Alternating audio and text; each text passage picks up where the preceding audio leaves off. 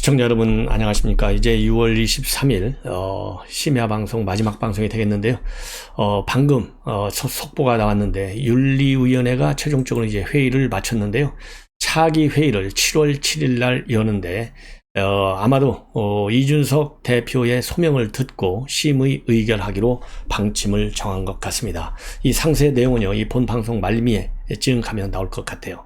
그때 전해드리도록 하고, 일단은 말이죠, 이준석 대표에 대한 오늘 이양희 위원장의 중간 발표, 이 내용을 말씀을 드리면, 우선 이 김철근 정무실장 소명을 충분히 장시간 들었고 또 충분히 질문도 했다. 그래서 남은 것은 이제 의원들하고 위원회에서 충분히 논의하고 토의해서 현명한 결론을 내리는데 저의 지혜를 모아야 할 시간이 남았다. 이제 막 소명을 들었기 때문에 오늘 안으로 결론을 내릴지 조금 더 논의를 해봐야 하겠다. 그리고 정무실장은 지금 단계에서는 협조를 한 것이고 언론에 많이 나와 있기 때문에 사실 확인이 필요하다고 생각해서 이 김철근 정무실장을 불러서 확인한 것이다. 그리고 일부 언론에서요, 이준석 대표가 징계심사에 참석하겠다고 했는데 우리가 거절했다고 하는데 우리는 거절한 적이 없다.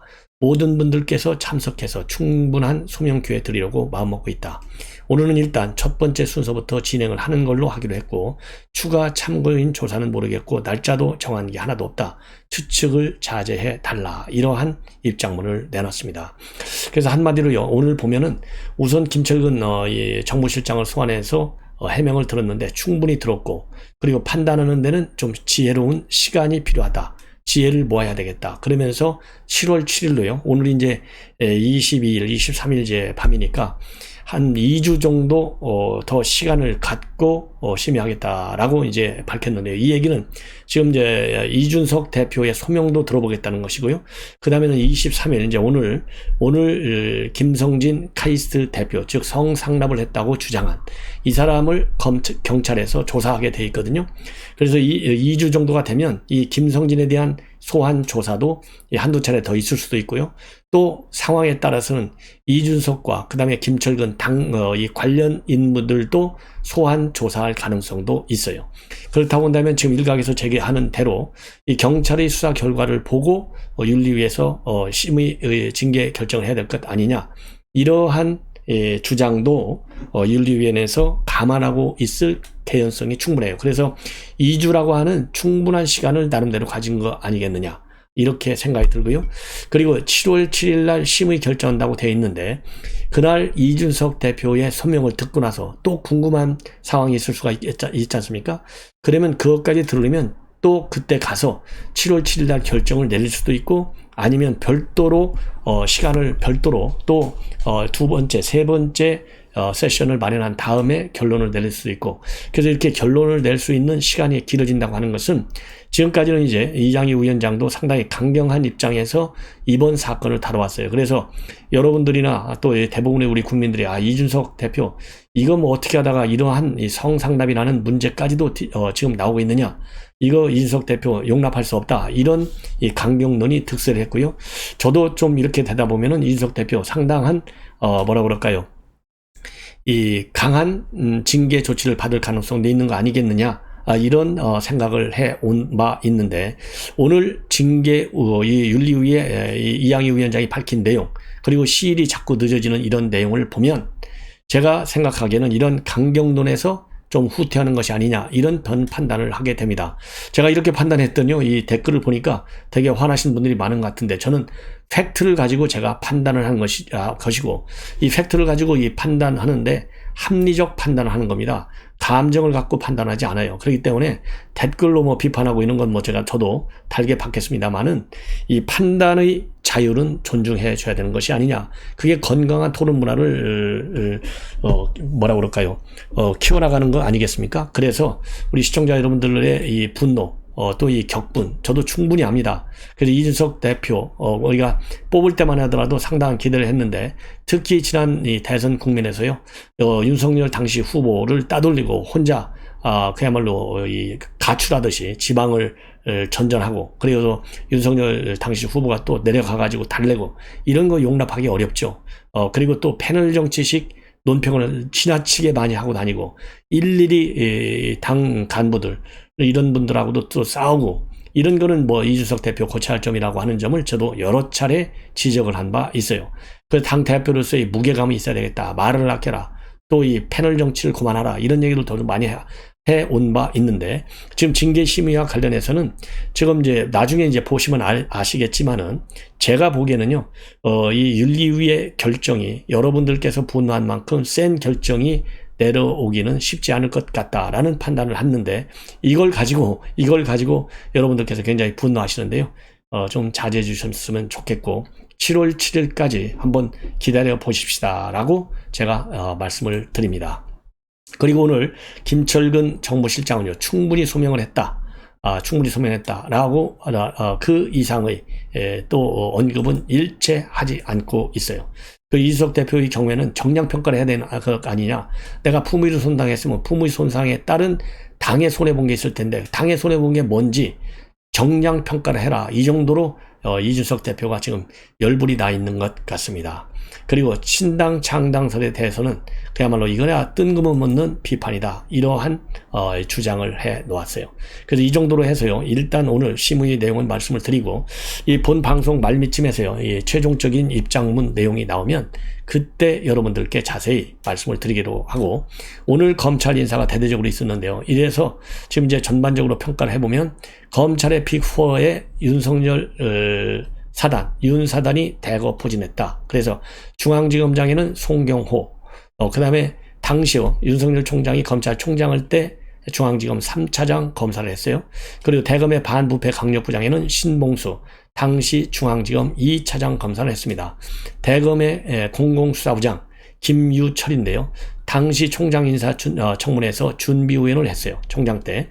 그 다음에 법무부 검찰국장에는 신자용, 당시 중앙지검 1차장. 그래서요, 검찰총장 할 때 중앙지검 1, 2, 3차장이 모두 지금 현재 빅4를 딱 임명을 받았어요. 그래서 이제 친정체제라고 하는데 정말 친정체제가 완성이 됐다, 이렇게 볼 수 있는 대목입니다. 그래서 이분들을 보면요, 앞으로 이 문재인 정권 하에서 권력 실세가 개입이 돼서 깔아뭉개고, 그리고 또 수사를 하지 않고 수사하는 신용만 하고 시간만 보내고, 이러한 사건들이 대대적으로 이제 뭐 재수사 수준이 갈 정도로 본격화되는 것이 아니냐, 이런 전망이 힘을 얻고 있는 것 같습니다. 그래서요, 지금 이제 보면은 신봉수 서울고검검사가 오늘 대검 반부장에 임명이 되는데, 울산시장 선거 개입 사건을 지휘하다가 자천이 된 분이죠. 그리고 지금 남부지검에 있는 양석조 검사장, 남부지검에는요, 지금 이 라임 옵티머스 펀드 이런 비리 연루 의혹을 수사하는 그런 금융증권범죄수사단이 그 산하에 들어가 있어요. 그래서 남부지검에서도 수사가 속도를 낼 수밖에 없는 상황이고요. 그 다음에 동부지검장에는 임관혁 이 검사장이 임명이 됐는데요. 이 동부지검에서는요, 블랙리스트 사건을 수사하고 있습니다. 그리고 지금 이두봉 대전고검장, 여기는 말이죠, 이두봉 대전고검장 아시다시피 이제 월성 원전 사건에 이 월성 원전 사건 수사할 때 대전지검장을 했어요. 자, 이런 걸 보면 말이죠, 이 큰 사건들, 월성 원전, 울산시장 그 다음에 산업부 블랙리스트, 그 다음에 이제 펀드 사기 사건, 이런 사건들이 전부 대대적으로 이제 본격적인 수사, 이 사건들만 제대로 수사해야 돼요. 이 정점이 어디로 향할지는 뭐 여러분들께도 충분히 아실 것 아니겠느냐. 특히 중앙지검 같은 경우는 이재명의 대장동 사건이 있지 않습니까? 자, 그래서 이제는 이 전 정권의 이러한 비리 의혹들을 제대로 좀 파헤칠 수 있는 검찰의 수사 체계가 완전히 갖춰졌다, 이렇게 볼 수 있는 대목인 것 같습니다. 그 다음에요, 또 오늘 이제 이 인사 중에서 제일 지금 화제의 인물이 누구냐면 1호 여성 고검장으로 임명된 노정현 검사입니다. 노정현 고검장이 이제 창원지검장에서 고검장으로 이제 임명이 됐는데, 그래서 부산 고검장이 됐어요. 부산 고검장이 됐는데, 이제 사실상 고검장급으로는 이제 법무부 차관이 고검장급인데, 이 이공로 법무부 차관의 경우에는 옷을 벗고 갔어요. 그러니까 현직 고검장은 아니에요. 고검장급이지. 그래서 현직 검사가 고검장으로 임명된 사람은 노정현 1호 여검사입니다. 그래서 온 집안이 말이죠, 전부 다 검찰 집안인 것 같아요. 그래서 지금 이제 대대적으로 언론에서 대서특필을 하고 있고, 지금 이제 검찰총장 후보로도 거론이 되어 있는 분입니다. 그래서 검찰 집안 출신인데요, 최초 타이틀이 많다고 그래요. 부친은 노승행 변호사인데 사법시험 1회 합격의 검사 출신, 그리고 광주지검장을 지낸 뒤 변호사로 되어 있고요. 그래서 노 고검장이 검사장 승진을 한 이후에는 최초의 부녀 검사장 집안이 됐고요. 그 다음에 남편은 조성욱 전 고검장입니다. 그래서 대전 고검장을 끝으로 해서 이제 변호사를 하고 있고, 화우의 대표 변호사를 맡고 있고요. 그 다음에 또 노정현 고검장은 최초로 사법고시 동시 합격 남매이기도 하다고 합니다. 동생이요, 노혁준 서울법대 법학전문대학원 교수인데 누나하고 같이 사법시험에 합격해서 연수원 25기 동기로 되어 있어요. 그리고 노정현 고검장은요, 2005년도에 북부지검 검사 시절에 SBS 예능 프로그램인 솔로몬의 선택에 나와서 1년 넘게 고정 출연해서 유명세를 타기도 했고요. 윤석열 총장이 총장일 때는 대검 공판 송무부장으로 일했고, 97년도 성남지청 같이 근무할 때는 노정현 고검장, 이노공 법무차관, 강수진 고대 교수와 함께 카풀을 할 정도로 굉장히 가까운 사이였던 것으로 알려지고 있습니다. 그리고 2020년 8월부터요, 21년 6월까지 서부지검장을 했는데, 그때 윤명 사건을 다뤄서 8개 혐의로 불구속 기소한 사람이 바로 이분이에요. 그리고 또 하나 여검사는요, 이번에 대검 공판 송무부장에 임명된 승진된 유일한 검사장 김선화 검사장입니다. 그래서 윤석열 중앙지검장 시절에 공판 3부장을 지냈고, 그리고 현 대검 차장이 제주지검장 할 때 제주지검 차장검사로 일을 했습니다. 그래서 이 두 분이요, 상당히 지금 이 언론에 대해서 특필되고 있다는 점 말씀을 드리고, 그리고 최근에 말이죠, 윤석열 대통령의 이런 전 정권 비리 의혹과 관련된 이 발언이 상당히 세지고 있다. 그래서 특히 문정권 이권 카르텔 때리기가 거세지고 있다라는 보도가 나오고 있습니다. 특히요, 이 서해 공무원 피살 사건, 그 다음에 이제는 북송, 그러니까 이 탈북 어민 2명을 5일 만에 바로 북한에 보내버렸잖아요. 이 사건에 대해서도 정보를 공개하겠다, 이런 문제를 적극적으로 검토하겠다라는 입장까지 발표한 바 있어요. 그래서 최근에 여권에서 보면, 여권의 움직임을 보면 전반적으로 전 정부 문재인 정권의 이런 비리 의혹과 관련해서 상당히 이 수사망이 세지고 있는 그런 추세인데, 최근에 윤석열 대통령이 말이죠, 국무회의 모두 발언에서 경제 성장의 발목을 잡고 있는 이권 카르텔, 부당한 지대 추구의 폐습을 단호하게 없애는 것이 규제 혁신이다. 여기에서요, 이권 카르텔이라는 말을 썼어요. 네. 그리고요, 작년 6월 9일 날 정치 선언을 하면서도 문재인 정권과 이해관계를 얽힌 소수의 이권 카르텔은 권력을 사유하고, 그리고 책임의식과 윤리의식이 마비된 먹이사슬을 구축했다라고 얘기한 바 있고, 지난 2월 16일 날 청주 유세 중에는요, 문재인 정부를 겨냥해서 오랜 세월 집권해서 이권을 나눠먹은 카르텔 기득권 세력을 박살내겠다, 이 정권 전체가 공범이다, 이러한 입장을 발표한 바 있습니다. 그래서 윤석열 정부의 지금 한 달 조금 넘었는데요, 이제 문재인 정부를 제대로 이제 파헤치는 그러한 작업에 들어갈 수밖에 없는 것 아니냐. 그래서 이 강공으로 나가고 있는데, 그 원인이 뭐 이 지지율 빠지는 것도 있고, 지금 초기 단계에서 이런 걸 털지 않으면 털어낼 시간적 여유가 없기 때문에 이렇게 털기 시작했다, 다양한 해석이 나오고 있습니다. 자, 이번에는 말이죠, 이 해수부 공무원의 피살과 관련해서 지금 월북 문제냐 아니냐, 지금요, 이 TV조선에서 단독으로 보도한 걸 보면 당시 군 최고위 관계자라고 돼 있어요. 아마도 이 군 고위 최고 관계자다 그러면 뭐 어마어마한 자리인 것 같아요. 예, TV조선에서 실명은 밝히지 않고 있는데, 저도 군 최고위급 인사를 취재했다 그러면 군 최고위급 인사가 누구겠어요? 여기서 국방장관이나 합참의장 정도 되지 않겠습니까? 어떤 정보냐? 미국이 제공한 특수 정보를 바탕으로 해서 월북 정황이 있다라고 보고를 한 것은 사실이다. 그런데 갑자기 청와대하고 해경이 월북으로 단정 짓는 발표를 했다, 이렇게 되어 있습니다. 자, 이 얘기는요, 이미 이 북한군의 만행을 규탄하는 발표를 군이 했다가 청와대 안보실로부터 질책을 받았다, 이런 내용은 이미 저도 보도를 해드린 바 있어요. 그래서 상당히 중량감 있는 증언이다. 이렇게 TV조선에 보도하고 있습니다. 자, 이걸 보면 말이죠. 국방부는 월북이라고 단정적으로 보고하지 않았다. 당시 월북으로 단언하기에는 정보 증거가 부족한 상황이었고 미국의 감청 자료를 토대로 월북 정황이 추정된다. 가능성이 있다고 보고했고 해경에도 통보했다. 자, 그리고요. 당시 미군은 이 해수부 공무원을 갖다가 억류한 북한 군인이 상부에 월북 의사가 보고한 교신 내용을 감청한 뒤에 우리 군에 전달했는데 우리 군 정보부속반은 북한군을 만난 이 해수부 공무원이 생존을 위해서 월북 의사를 바쳤을 가능성까지 열어두는 의미로 월북 추정이라고 보고했다라고 밝히고 있어요. 그럴 거 아니겠습니까? 북한군한테 잡혔으니까 살아나려고 나 월북할게 이렇게 거짓말로 진술할 수 있다는 거죠. 그런데 그걸 갖다가 문재인 정부에서 이거 월북이야 단정해서 밀어붙였다. 이게 이제 문제라는 거예요. 네.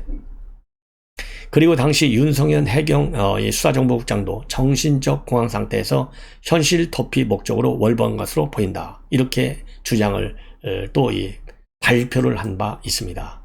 그리고 해경청장도요. 오늘 우리 국민의힘 관련 TF와 공개적인 회의를 가진 뒤에 뭐라고 되어 있느냐.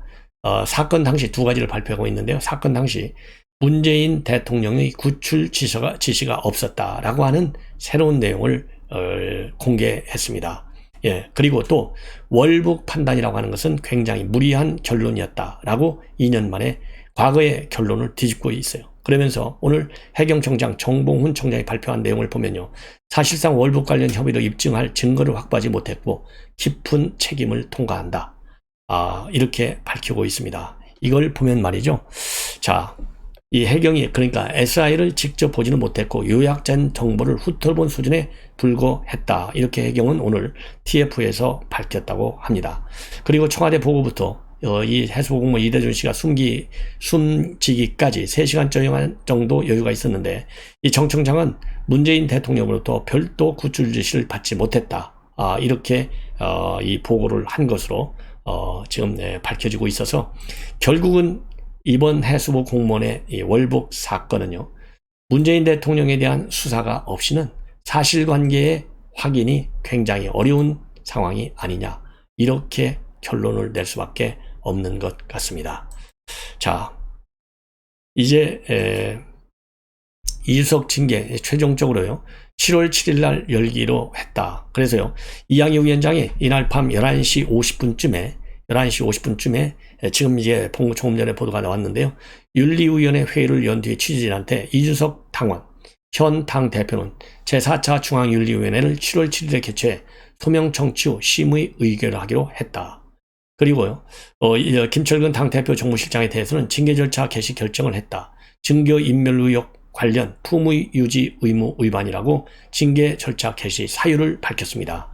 자, 그래서요, 이 징계 절차, 그러니까 이 김철근 이 정무실장에 대해서는요, 증거 인멸 의혹이 있다라는 점을 인정한 것 같습니다. 그리고요, 그래서 이 김 실장은 7억 원짜리 투자 각서를 써준 의혹과 관련해서 오늘 이 소명을 했습니다. 그리고 김 실장 징계 수위에 대해서는요, 징계 절차를 개시했으니까 더 소명을 들어봐야 한다. 아직 의혹이 덜 풀렸다. 그리고요, 이주석 대표에게 7월 7일 윤리에 참석을 요청했는지 이 질문과 관련해서는요, 출석을 요청했다. 그리고 성상납 의혹과 관련한 징계 논의도 심사했는지에 대해서는요, 증거인멸 의혹에 관한 품의 유지, 성상납 관련된 징계 논의 심사 여부입니다. 증거인멸 의혹에 관한 품의 유지 위반을 심의를 한다.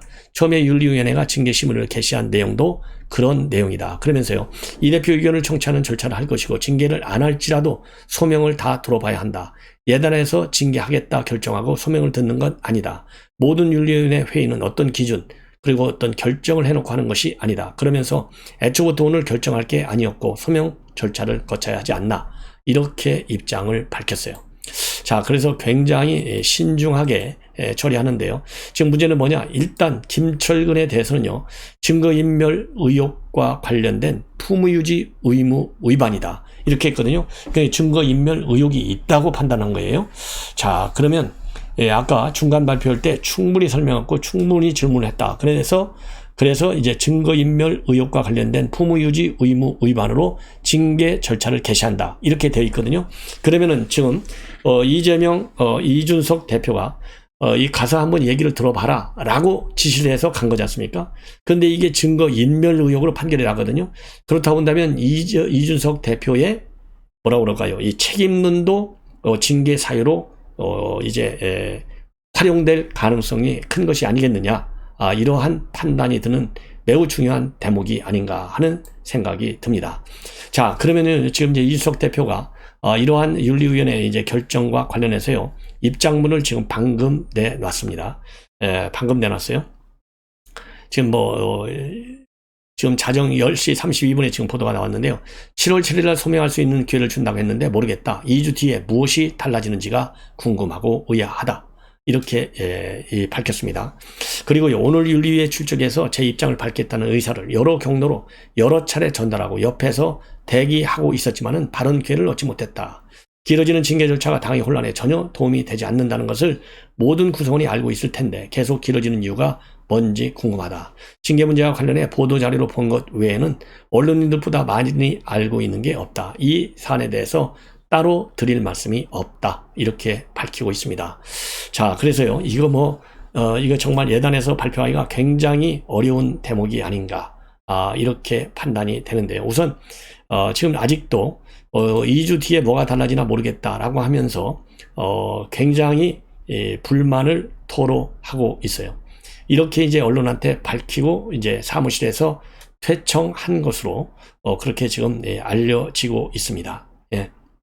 자, 그러면 또 추가적으로 이제 보도 내용을 보면 말이죠.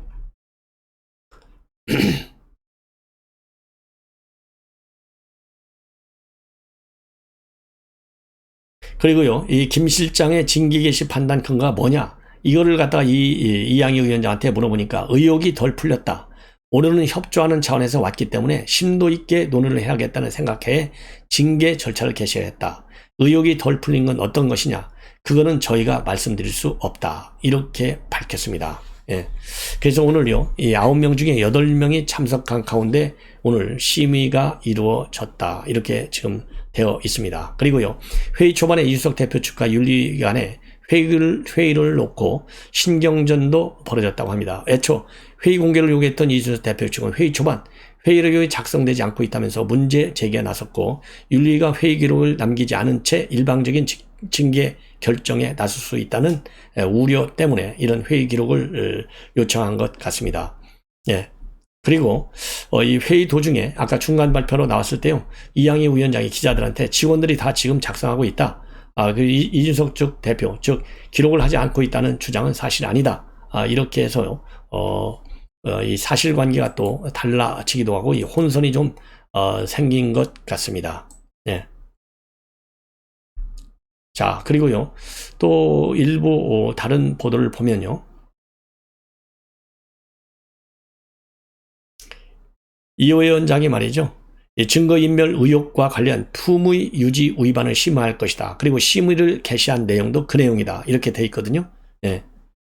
그래서 이준석 대표에 대한 징계 여부에 대해서는 일단 소명을 청취하는 절차를 하고, 그리고 징계를 할지 안 할지는 소명을 다 물어본 다음에 들어봐야 되겠다. 그리고 징계를 결정하고 소명을 듣는 것은 아니고 모든 윤리위 회의는 기준을 정하고 결정하는 게 아니다라는 점을 분명하게 밝히고 있습니다. 그리고요, 사유는 성상납 증거인멸 의혹과 관련된 품의 유지 의무 위반이다. 이렇게 분명히 지금 밝히고 있어요.